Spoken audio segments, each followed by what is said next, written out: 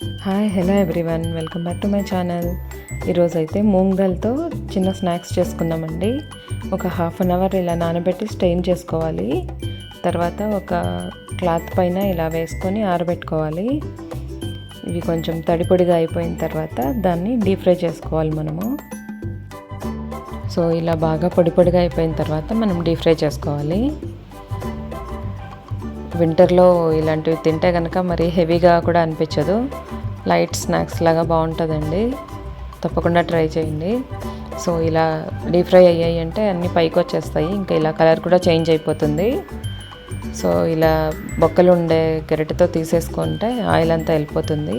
ఇంకా ఎక్స్ట్రా ఏమైనా ఉంది అంటే ఇలా టిష్యూ పేపర్తో ప్రెస్ చేసుకోవచ్చు. సో మొత్తం ఆయిల్ అంతా వెళ్ళిపోతుంది. ఇలా ఒక బౌల్లోకి తీసుకొనేసి ఇప్పుడు స్పైసెస్ యాడ్ చేసుకుందాము. ఫస్ట్ అయితే సాల్ట్, ఇంకా కారం పొడి కొంచెం, చాట్ మసాలా, ఇంకా జీరా పౌడర్, ఇవన్నీ వేసుకొని కలిపేసుకోవాలండి. అంతే లైట్గా ఉంటుంది, ఇంకా ఎక్కువ స్పైసెస్ కూడా అవసరం లేదు. సో ఇవన్నీ వేసుకొని ఇలా కలిపేసుకోవాలి. కొంచెం వేడి తగ్గిన తర్వాత ఇలా కలిపేసుకొని ఒక జార్లో వేసేసుకున్నామంటే స్నాక్స్ రెడీ అండి. చాలా క్రిస్పీగా కూడా వస్తాయి, తప్పకుండా ట్రై చేయండి.